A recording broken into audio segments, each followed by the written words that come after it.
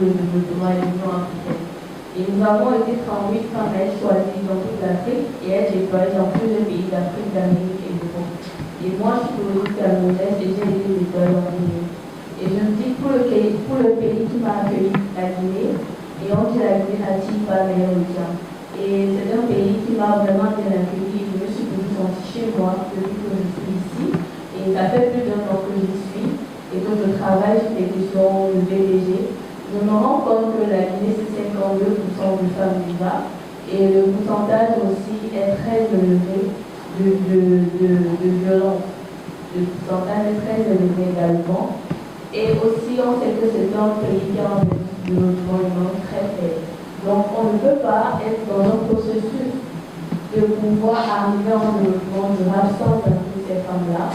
Et ces femmes-là ne pourront pas donner le meilleur d'elles-mêmes en tant que des femmes leaders dans la société, tant qu'elles sont encore cloîtrées dans ces violences qui existent et auxquelles elles doivent faire face tous les jours. Parce que vous ne pouvez pas donner le meilleur de vous-même en essayant de faire des choses pour le développement de votre pays. Quand à la maison, votre mari, il vous tape, quand il y a une sorte de violence, quand vous sortez que vous devez subir cette phase de violence-là. Donc je me suis dit, il faudrait laisser un héritage à la Guinée qui m'a accueilli déjà dans le cadre du programme et dans le très long cadre. Et aussi, pourquoi pas, ensuite nous irons dans d'autres pays d'Afrique et nous allons déployer plus d'informations. Le livre compte 250 pages sur plus de 7 chapitres. Comme je l'ai dit, on a 3 parties. Première partie, le soi. Deuxième partie, les BPG. Donc, nous entrons dans le cadre où on écrit vraiment les BPG et ses conséquences. Et troisième partie, on rentre dans un processus de restauration. Alors, c'est un plaisir pour le Club des jeunes filles leaders de Guinée de venir sur ce projet et surtout d'accompagner Madame Inès et toute son équipe autour des questions de promotion et de protection des droits de la jeune fille surtout. Parce que sans revenir dessus, on sait que le Club des jeunes filles leaders de Guinée depuis 2016 œuvre pour la promotion et la protection des droits des jeunes filles. Et qui parle de droits des jeunes filles fait allusion à toutes ces violences auxquelles les filles et les femmes sont confrontées en Guinée. Et parlant de violence, on a effectivement ces questions de mariage forcé, non seulement qui est décrit dans le livre de Madame Inès, mais au-delà, il y a les questions de violence conjugale qui pointent à l'horizon. Donc, quand on prend le statut qu'octroie la société à la femme, c'est-à-dire le statut de reine, comme on le dit, malheureusement, à travers le livre, on se rend compte que les femmes continuent à porter ce statut de reine, cette couronne de reine, avec des blessures internes de la société qu'elles n'arrivent pas à s'en débarrasser. Donc, le livre de Madame Inès essaye vraiment d'expliquer ces faits, surtout en nous informant et nous sensibilisant sur ce processus effectivement des questions de violence auxquelles les femmes sont confrontées. C'est-à-dire avant le mariage, quel est le regard que les femmes portent sur le mariage. Tout le monde a envie de se marier. Les femmes qui ne sont pas mariées sont mal vues et on se pose souvent la question pourquoi tu n'es pas mariée.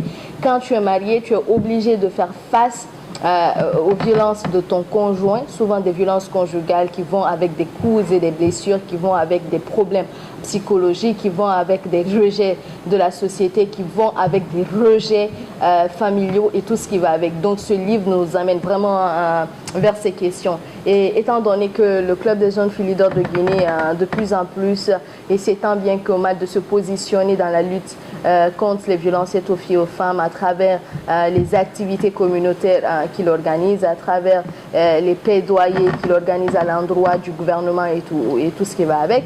Alors ici déjà, premièrement, nous voulons informer le public guinéen et même africain de la sortie de ce livre-ci pour avoir une couverture plus large.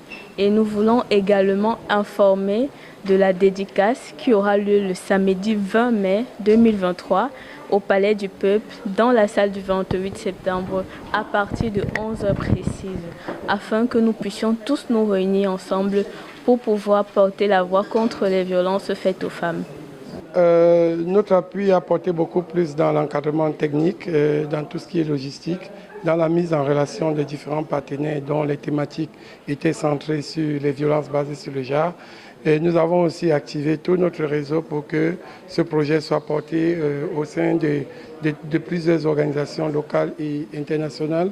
Nous avons pensé aussi que l'œuvre d'Inès Wiener posait des problèmes centraux de notre pays, la Guinée, et il était donc primordial pour nous de nous investir à fond pour la réalisation de cette dédicace. D'abord, quand nous avons vu vraiment l'engouement des choses, la motivation de la jeune dame, elle nous a approché pour l'aider, vraiment l'accompagner dans la réalisation vraiment de ses œuvres.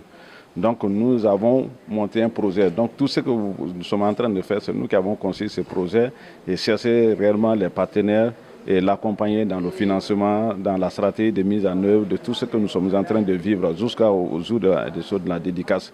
Donc tous ces éléments-là, c'est nous qui avons mis ça dans un projet et on a cherché le financement pour que réellement sa dédicace puisse être réalisée.